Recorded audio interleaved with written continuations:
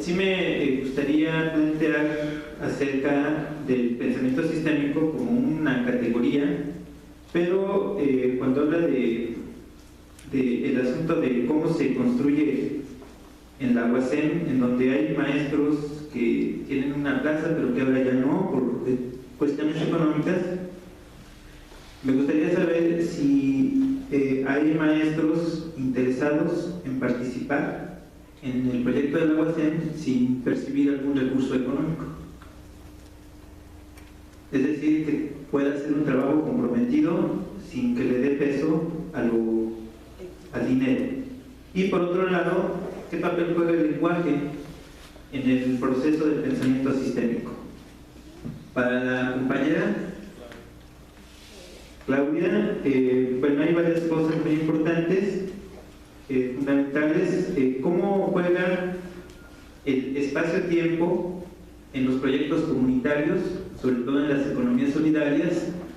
Y bueno, esto a partir de los conceptos también de tianguis, de trueque, de economía solidaria, la solidaridad, cómo la manejan o desde qué punto de vista lo plantean, y cómo también el lenguaje juega un papel importante en los intercambios, que no nada más son cosas materiales, sino también son emociones y son sentimientos.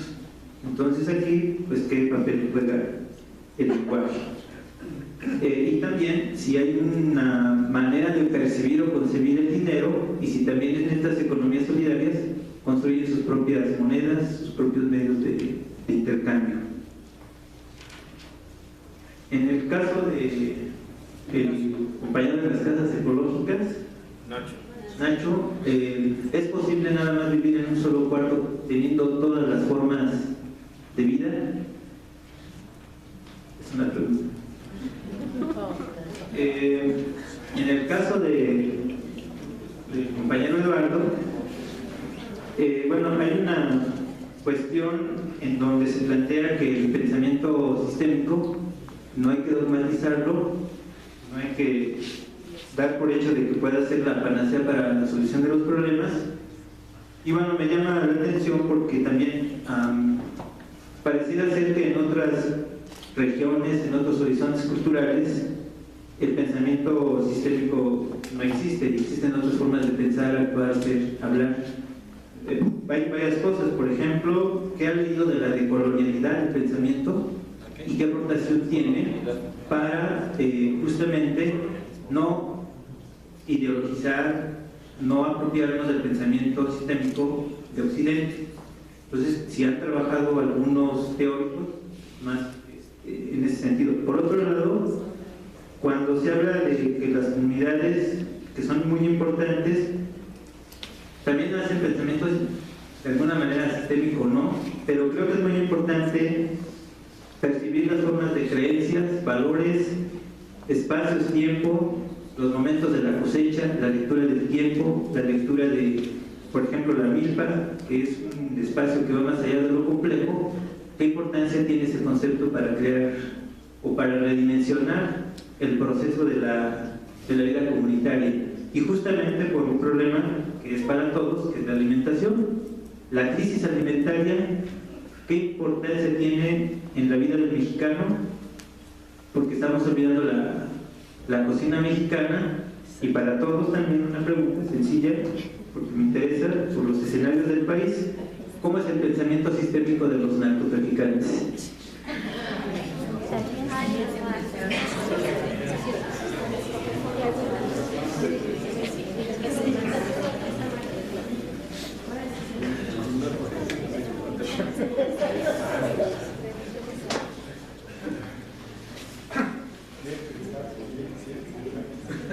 Sin caer, pretendiendo no caer en el dogmatismo de lo sistémico,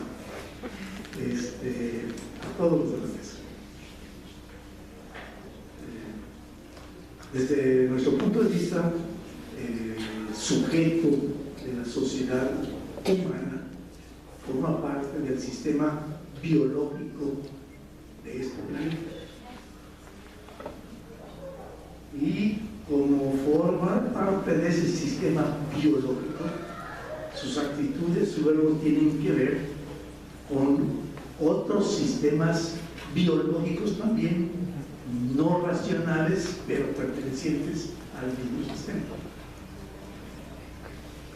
Y que tienen una tendencia, desde nuestro punto de vista, tendente, racionales biológicos,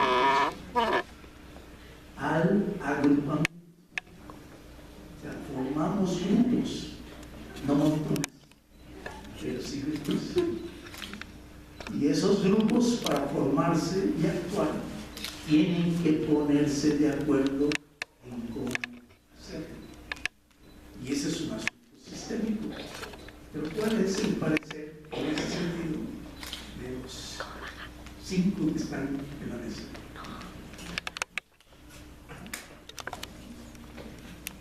Bien, para dar paso a la exposición con que cerremos los cuestionados, yo quiero también hacer una pregunta para los 4 compañeros. A lo mejor incluso René al final nos hace el favor de también tomar el micrófono para los 5. Mi pregunta creo que es obligada. ¿Qué compromiso asumimos para que este encuentro y este diálogo trascienda?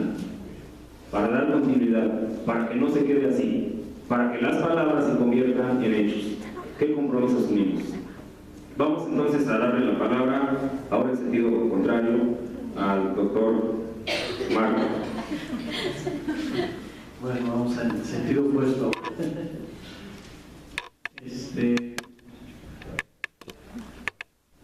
Sobre lo último, somos parte de un sistema, así que estamos en interacción, nos agrupamos. Una cosa importante es esto que se ve en las organizaciones y que aquí mismo en todos lados están, desde que, entre otras cosas, yo soy psicoterapeuta, ¿no? Entonces, de repente tengo que trabajar con una pareja, pasa primero por separado la esposa, me cuenta su historia y digo, no, pues si está dura la situación, tiene razón. Luego pasa el esposo y me cuenta su historia y también tiene razón. Tenemos 2 historias verdaderas ahí que son incompatibles.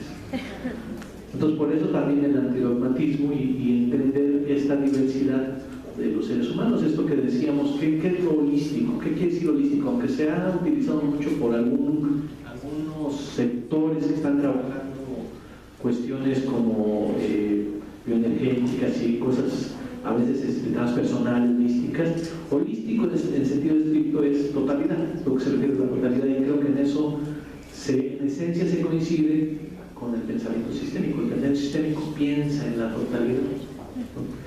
Pero yo diría es que hay diferentes niveles de totalidad. Tenemos en caso de psicoterapia, tenemos enfoque sistémico. Entonces es que este individuo que está mal, digamos es alcohólico o tiene algún tipo de esquizofrenia, etc., está mal, pero no es el que está mal, el que está mal es la familia. Entonces hay que trabajar con la familia para poder trabajar con él. Y nada más que hay que preguntarles, y por eso digo los niveles de sistémico. Y esa familia, si está mal, es porque su comunidad y su historia está mal, que es algo que también le falta, por cierto, entre comillas, al concepto sistémico, el concepto de historia, de historicidad. No es solamente lo que está funcionando ahora, sino también la trayectoria, las inercias que hay, los símbolos, las culturas que ahorita por ahí manejaban. Entonces, ¿cómo le hacemos para poner de acuerdo a esa pareja, a esos esposos? Pues viendo que no, por eso me importa tanto lo del antidogmatismo. No tiene toda la razón él, como lo que decía René del elefante. Él ve una parte de la historia, un cierto enfoque de la historia, un elemento de la pareja, y de otra persona ve otro elemento de la historia. Y lo que hacemos los psicoterapeutas es ayudarles a que capten las 2 perspectivas o más, si las hubieran. De ahí la importancia que en el proceso educativo no solamente, lo que pasa con muchos docentes, digamos nuestra perspectiva los docentes, sino educativamente que aprendamos a escuchar. Y la noción de totalidad, que es tan importante, no solamente la totalidad cósmica, sino la totalidad humana, es decir, la multiplicidad de perspectivas. Y la tesis que podríamos ver es que hay diferentes niveles de totalidad, decíamos, o de perspectiva. Los más limitados, como podría ser quizá, yo creo que el prototipo, antes primero pensé que Fox era el prototipo de lo más limitado, pero no, ya llegó que está ahora. Haz de cuenta que pues, si no ha leído ni un libro, ¿cómo va a tomar una decisión? ¿Cómo va a tener el significado de lo que implica el petróleo en la historia de México si nunca ha leído un libro? Pues toma decisiones sin saber. Entonces, tú puedes tener un enfoque muy limitado, como quizá lo tenga, vamos a pensar, sin una cuestión despectiva, un niño de 2 años, pues ve lo inmediato y no ve el contexto. El adulto de ese niño, el papá de ese niño, la mamá de ese niño, ve, no te preocupes, no va a pasar nada, mira, tiene otros elementos que el niño no ve.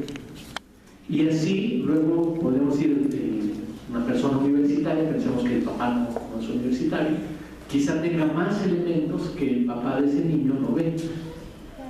Y bueno, una de las cosas que no hay que perder de vista en la formación universitaria y en la formación en general es la filosofía, porque la filosofía, por historia, es aquella forma de pensamiento que pretende ver lo más general, de captarlo lo más general en su totalidad, podríamos decir.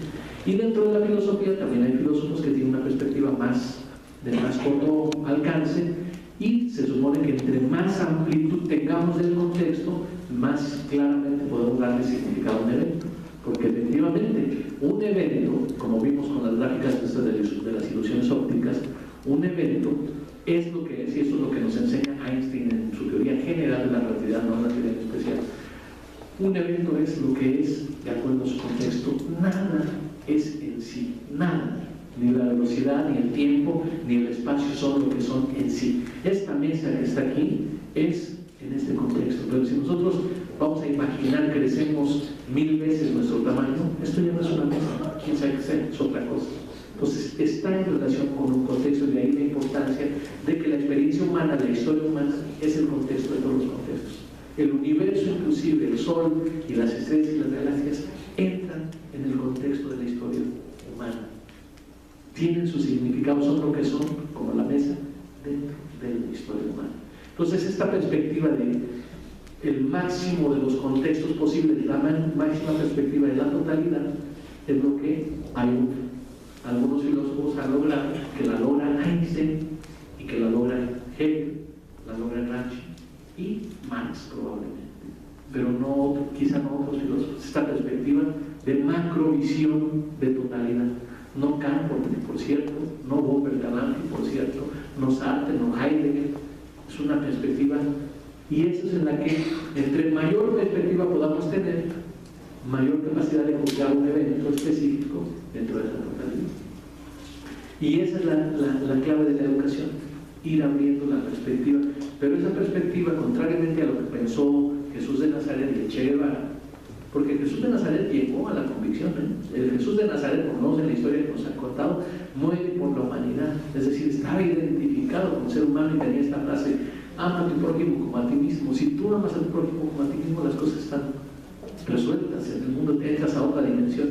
Pero pues llevan 2000 años o más y nadie o casi nadie le hace caso, y parece que vamos al revés de esa frase. Y el Che Guevara también llegó a la misma convicción, pero tuvieron un error de perspectiva. Pensaron que a través de la prédica y de la explicación se iba a lograr, y no es así. No es así. Digo, ya son 2000 años de demostración que la prédica no es la esencia, por eso tenemos que cambiar otra forma de educación. Digo, la palabra algo funciona, algo dice, pero dentro de un contexto. Si la persona no tiene el contexto para entender ese lenguaje, para captar el sentido emocional de lo que le está transmitiendo a alguien, pues no puede pasar. Entonces, esto de cómo pasamos a un pensamiento sistémico, yo lo vería con relatividad. Si estás como en un nivel, digamos, de un niño de 2 años, pues solamente verás fenómenos muy específicos.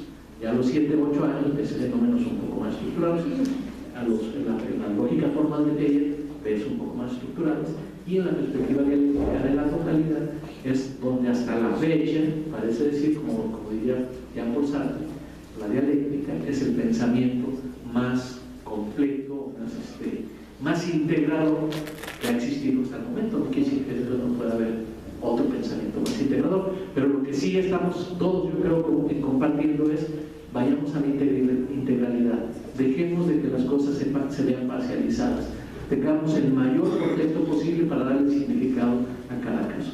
Y con eso termino, uno de los elementos de tener mayor contexto, como el caso de la pareja, es escuchar al otro, o más bien dicho, escuchar a los otros.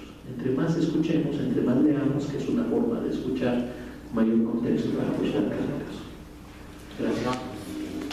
Los narcos,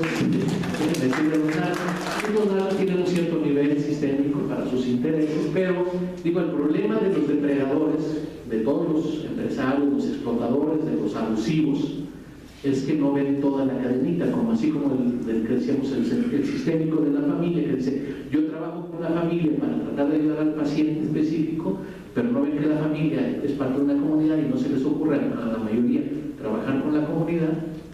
Entonces, a través de la misma familia el paciente se puede trabajar con la comunidad. Entonces, nada más trabajar con la familia. Entonces, así muchas personas conservadoras ven una parte, pero no ven otras partes que nosotros sí vemos y que somos los que queremos transformar, porque estamos viendo cosas, aspectos que ellos no están considerando, y que es esto de la ecología, pues cómo la economía es una cuestión de intercambio de esfuerzos de unas personas con otras, y ellos lo ven como si fuera una cuestión monetaria y de a ver quién puede más y cosas por el estilo, pero desde luego hay un cierto nivel de pensamiento sistémico. Si aplicáramos, si entrevistáramos a Slim, por ejemplo, le preguntamos, ¿y cómo se relaciona esto con esto? Sin duda tiene una cierta perspectiva, pero cuando decimos, ¿y cómo esto afecta a la ecología del sistema capitalista? Ahí él, ya por sus propios intereses, ya no puede ver más allá, que eso también hay que ver. El interés, como decía, el paradigma, te limita, te hace ciego a otras cosas, pero no solamente es una ceguera epistémica en el sentido de paradigmática solamente, es una ceguera por interés. En algunas ocasiones, mi mamá era una persona con pensamiento también transformador y teníamos un tío que era del pensamiento opuesto. Mi mamá se cansaba de explicarle marxismo, ¿no? Y el otro no podía entender cómo está eso de la lucha de clases, todo esto que dice, ¿no? La dictadura del proletariado, se espantaba de todo eso, ¿no? Cuando la dictadura del proletariado pues implica que es la dictadura de la gran mayoría de la población, es decir, la democracia plena. Pero como se oye dictadura del proletariado, pues se espantan, ¿no? Y no pueden entender esto de la plusvalía. Explíquenselo a un capitalista de la plusvalía, que es un concepto muy simple, ¿no? Tanto se produce por muchas personas, sale tanto de ganancia y una sola persona se lo adjudica en la mayor parte y nada más le paga para la sobrevivencia de los demás, pues esa es la plusvalía. Explíquenselo a un capitalista, no les va a entender, pero probablemente ese mismo capitalista entienda algo de cuestiones astronómicas, que pues sí podemos pensar sistémico, cómo está la gravedad, hasta la teoría de Einstein la podría comprender, que es obviamente tener pensamiento sistémico, pero no puede entender la plusvalía porque tiene una ceguera más que epistemológica paradigmática, una ceguera emocional. Gracias. Un fuerte aplauso.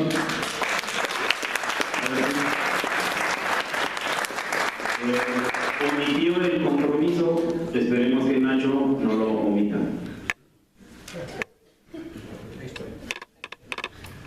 Yo tengo toda la confianza de que Marco está totalmente comprometido, es que no lo dudaría. Algo que omití la primera, pues es darles gracias por la invitación. Lo había omitido y ahora no. Me da mucho gusto estar con ustedes, ¿no? Y de las cosas que estamos manejando en cuanto a compromiso, es que el congreso que hubo, que fue muy exitoso, y fue más de 1000 gentes, gran parte era lo que son sistemas formales de todos los niveles de las escuelas, pero también pusimos un renglón aparte, lo que se salía del sistema formal, que le llamamos los laboratorios del cambio, y queremos hacer un sistema de calidad educativa, no como la supuesta reforma educativa, sino hacer un sistema de calidad educativa, y hay algunos laboratorios de cambio. Desde luego este es un espacio que es un laboratorio de cambio. ¿Y cómo se haría la acreditación cualitativa? Pues los mismos de este sistema tienen que decir cuáles son sus valores y cómo se podrían medir y quiénes los deben reconocer. Entonces en eso estamos trabajando como parte de la innovación, igual que con lo de Marco Eduardo y también con lo de Claudio, que tienen sistemas alternativos que se salen del sistema formal. Bueno, eso es algo del compromiso